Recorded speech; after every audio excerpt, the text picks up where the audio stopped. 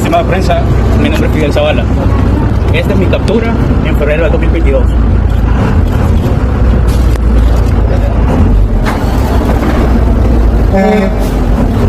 Es súper difícil este tema, porque aunque quiero ser fuerte, fui víctima de una acusación falsa. Fui víctima de 13 meses preso. Y a nadie le deseo un tan solo día, ni siquiera en Bartolina.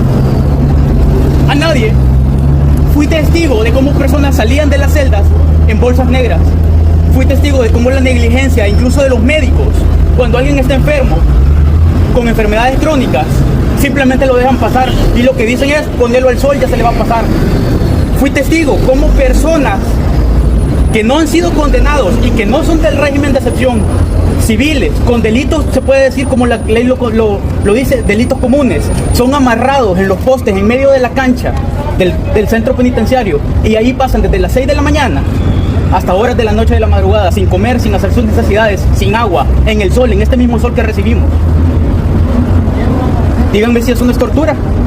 Soy testigo de cómo custodios con alias, y puedo hacer un careo, propongo un careo, puedo reconocer a cada uno de los custodios, a los jefes y al director del centro penal, del penal en cuestión, y los puedo reconocer.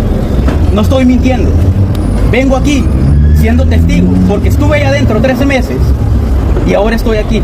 Tremendo, tremendo en realidad. Escuchemos el otro testimonio. Ese día que ellos me capturaron, estaba yo en mi casa, ya me iba a trabajar, yo soy pescador, iba a pescar. Ese día ellos me llegaron a la casa a sacarme, que yo fuera a borrar el grafiti que decían ellos que yo lo iba hecho y no es así, pues. Gracias a mi Dios, estoy libre. Y me llevaron a fuerzado, pues, que yo fuera a hacer eso, que ellos me decían que lo borrara, algo que yo no iba hecho, pues. Y le doy gracias a mi Dios, pues, que no es así lo que ellos me acusaban que yo lo iba hecho. La verdad es que es increíble lo que uno escucha. Lo hemos escuchado de voces de abogados que han estado en organismos que están velando por derechos humanos, pero no es igual escuchar el testimonio directo de las víctimas. Hay un manejo mediático, el gobierno ha querido desinformar, ha manipulado información, esconde datos, fue a mentir a nivel internacional y ahora nos encontramos con esta información. Cuéntanos, Iván. Bueno, efectivamente no es lo mismo que lo diga las vocerías, que como nosotros como abogados, defensores de derechos humanos, estamos a diario escuchando este tipo de testimonios, sean familias que están afuera porque tienen un familiar detenido, pero sobre todo aquellas personas que se han podido lograr la libertad o tener medidas sustitutivas a la detención.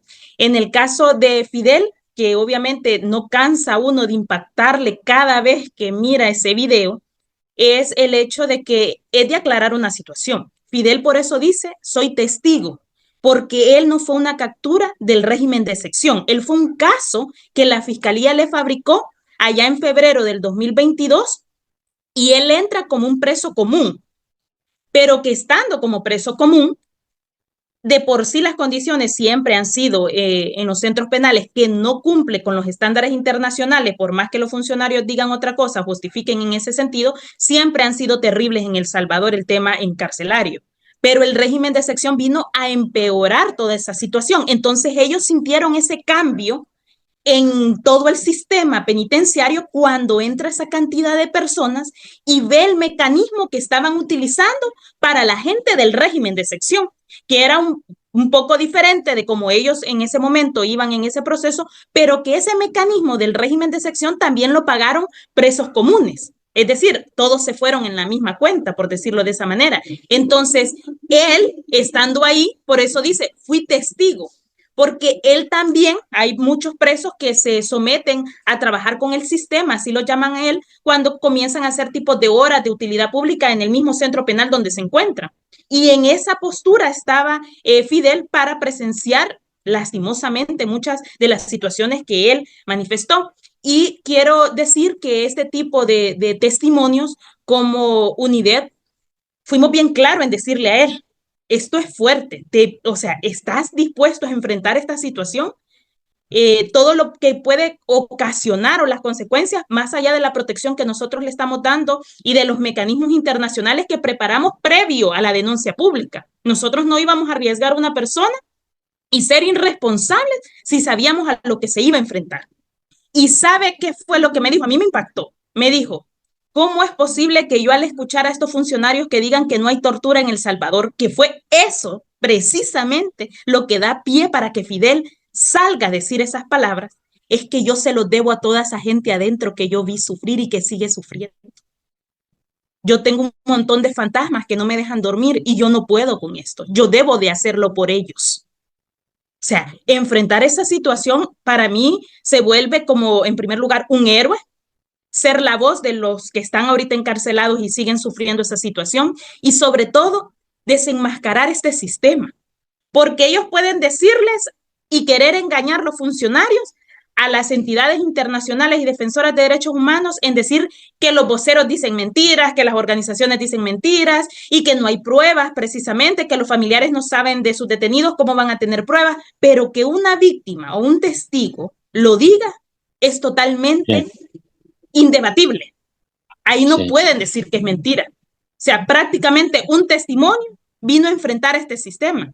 Y quiero decir, como UNIDED estamos sacando a muchas personas y que les estamos dando esa protección.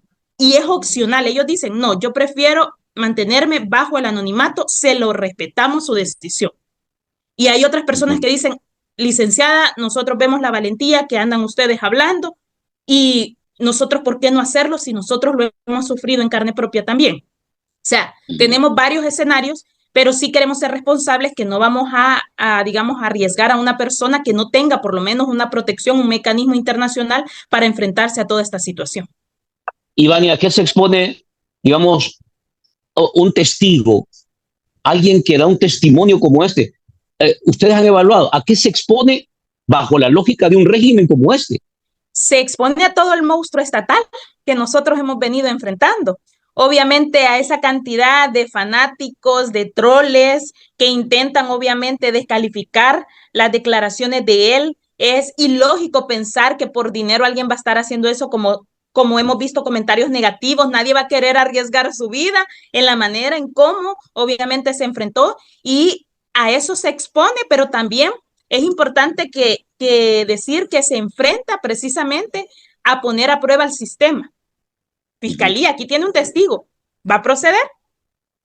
Fiscal, usted archivó 142 casos de muerte. Aquí tiene un testigo, lo puede reabrir.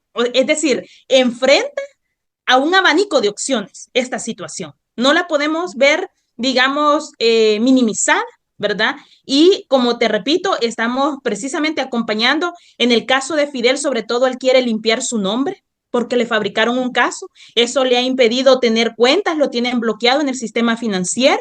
Asimismo, no le dan opción de trabajo y eso también lo está haciendo no solo por las personas víctimas del régimen de excepción, sino también él por limpiar su nombre y que se investiguen todas estas situaciones, que no es posible que aquí se haga como que si no está pasando nada.